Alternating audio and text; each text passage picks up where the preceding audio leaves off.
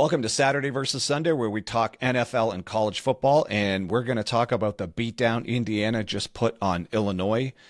And so some of the talk with Illinois was that they might be the dark horse to win or to make it to maybe the Big Ten championship game, and or maybe actually just be the team out of the Big Ten that might get into the playoffs, kind of like Indiana did last year. This game, wow, if this game is any indication of Illinois versus Indiana and whoever else in the Big Ten, this did not look good for Illinois. Obviously, it didn't look good for Illinois. It just ended as 63-10 is the final score here. And I don't even know what to make of a game that's this bad. I mean, Illinois put up less of a fight here than Kennesaw State. Like, Indiana beat you worse than they beat Kennesaw State. So with all of this chatter about Illinois and their weak out of conference schedule, okay, well, here's their first Big Ten game, and they beat them even worse than Kennesaw State. So I don't even know what to make of this. As best I can tell, this team was not prepared, this was an utter embarrassment. Brett Bielema should be embarrassed, bringing a team to a game looking like this. And somewhere in there, I also think they quit. I think the Illini just weren't having it and couldn't be bothered. This is, I mean, my goodness. This looks like what Indiana was doing to teams last year. They would just feed them into the wood chipper, and that was most of Indiana's wins last year were blowouts. And here we go again. And there's this other talk. One of the trendy things that the talking heads are saying, well, who's this year's Indiana? Well, it's Indiana. If this is what they're going to do, Indiana's this year's Indiana. I mean, they're starting Big Ten play, blowing out Illinois by 53 points. Sometimes these games are just a one-off, and obviously we don't expect Illinois to lose by 50 points for the rest of the season. We also don't expect Indiana to put up 63, but there was no effort out there. I mean, I think maybe the Illinois volleyball team stole the uniforms and the equipment, and they were playing offensive line in this game. I mean, it was Altmaier got sacked 7 times. They couldn't do anything, and their defense. I mean, they gave up 580 yards, 312 yards rushing, and maybe the most ridiculous stat of the game, Illinois had net 2 yards rushing. What do you call that? Like, they just didn't show up. They weren't from the very opening play. They just didn't show up. And it just kept going for the whole rest of the game. This was, I mean, I'm surprised a coach as experienced as Bielema could actually have a team no-show. So unless there is something going on behind the scenes that we're going to find out later, and I don't care about injuries. No amount of injuries explains a game this bad.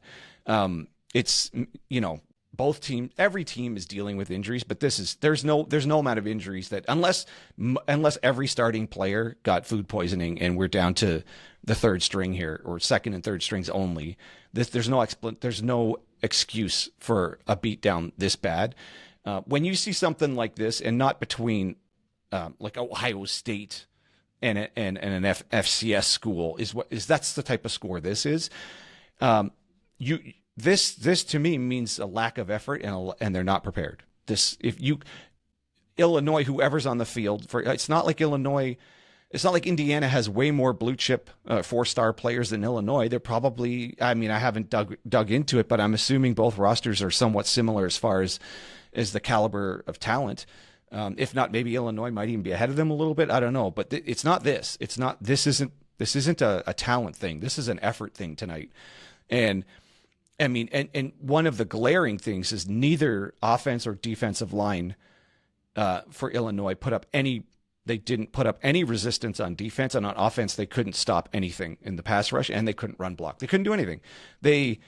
But a lot of the line play, yes, the talent is obviously involved, but a lot of it's hustle. Like, you just have to hustle and you have to hit your marks, and it won't look this bad. Like, you can get beat really bad, but with maximum effort, it wouldn't look like this. So, to me, this is just a no-show by Illinois. So that's I can't even. I haven't. The game just ended, so I don't know what Bielema is saying in the post game press conference. I don't know what there is to say when you give up 300 yards on the ground and 270 in the air. I mean, Mendoza went 21 for 23 with 5 TDs for 267. That's a perfect game. Like I can't remember what the 2 misses are, but they might just be throwaways. It would just that's a perfect game.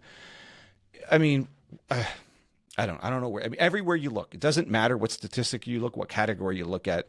It's a complete domination at all phases of the game. Like special teams, they blocked the kick and scored on that. I mean, the offense, defense, running game, passing game. Pick anything you want, and Indiana embarrassed them on the highest order. So that's a brutal way to get to get a Big Ten games going for Illinois, and good for Indiana. Indiana looks like last year's Indiana. They're feeding teams into the wood chipper. I know that the first 3 games, everyone complaining that they were weak teams that they chose to play. And well, here they go. This is Illinois. What a fraud of a ranking, number 9. And that's another thing with these preseason poll rankings. Like, they're just guessing. That nobody really knows. Like, same with the Florida Gators and some of these other teams who had no business being ranked. Clemson, all of these teams who are proving to be frauds this year.